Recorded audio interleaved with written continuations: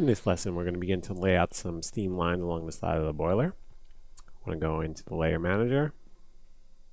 Let's unhide the blueprint layer we had it hidden earlier. Okay, we can left viewport. Make sure we're in the boiler layer still. We are. Let's hide the boiler. Okay, and you'll see I have like all these little lines that run along, and that's pretty much how the real train worked from what I could see. So what we want to do is this one right here goes up, curves, goes straight toward the back. So zoom out a little bit, and we'll go to line tools, spline tools. So it's shapes, line. Of course, we want to make sure we have corner and Bezier, which we do. Might need to hit F3 depending on how your video is displaying.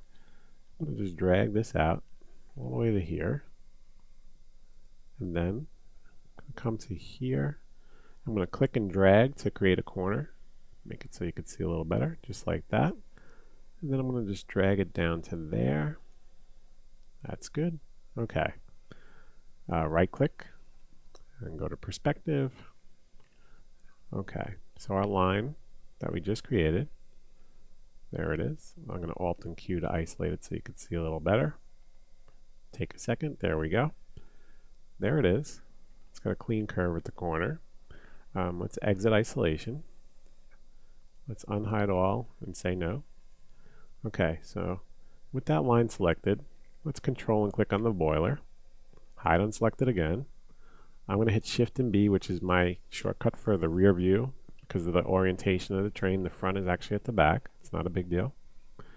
Grab that line, pull it out here so it's not intersecting with the boiler.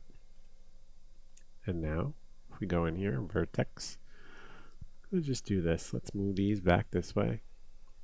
So a set of verts. Let's take this vert and move it. Click on this arrow. And you remember earlier that the Beziers we can manipulate just like that. Let's click on the next Bezier, right click. Make it a Bezier with set to corner and do that. And we want this to conform kind of to the shape of the boiler, which is kind of what it's doing now. Let's just kick it out a little bit. That looks better. And let's check it in perspective. It's important that you check these things because especially with splines, they can get a little weird, look a little funny sometimes. And I'm happy with the way that looks except for the top view. And what happens is, this is what I was saying earlier when we made those little clamps that are going to hold these lines. You can see that the boiler obviously has a little part where it gets wider in the back. So what I want to do is align some of the verts so that it doesn't intersect. So we'll just take this one, slide it out a little bit just like that.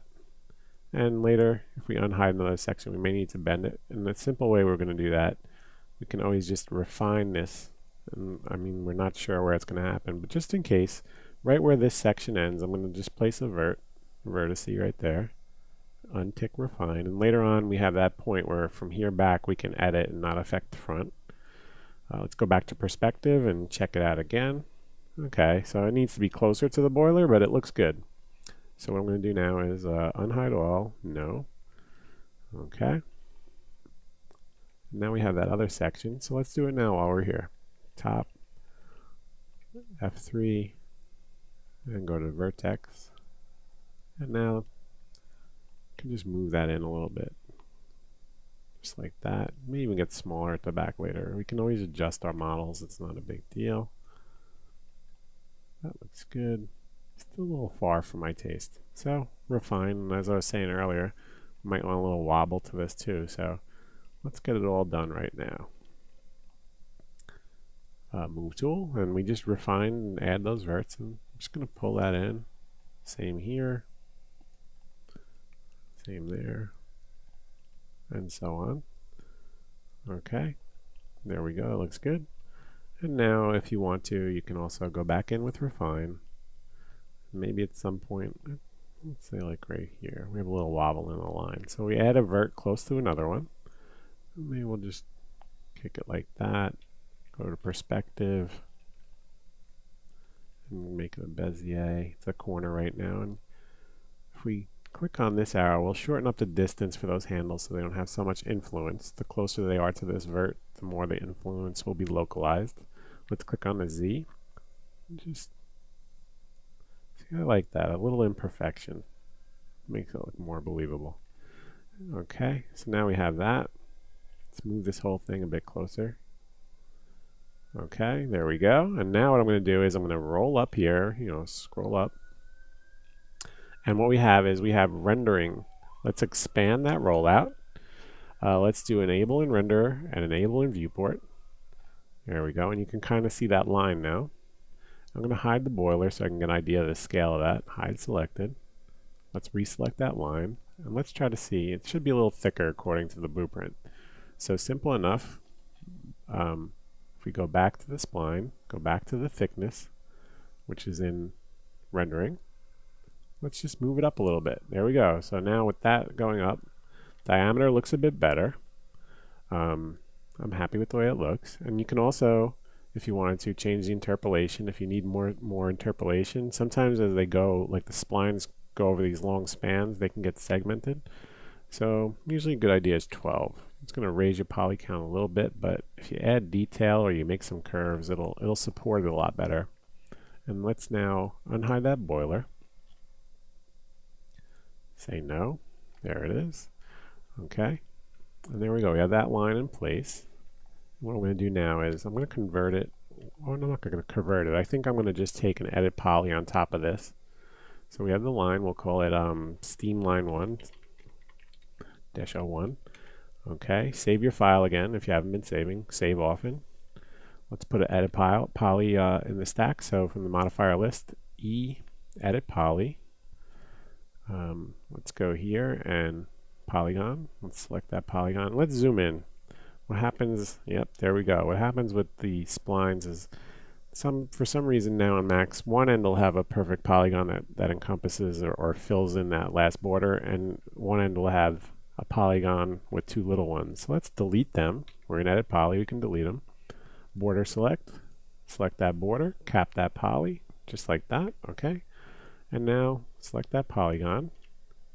We're going to convert it by coming under selection and control clicking to edge. It's a little wonky right there, so let's see if we can do make planar along Y.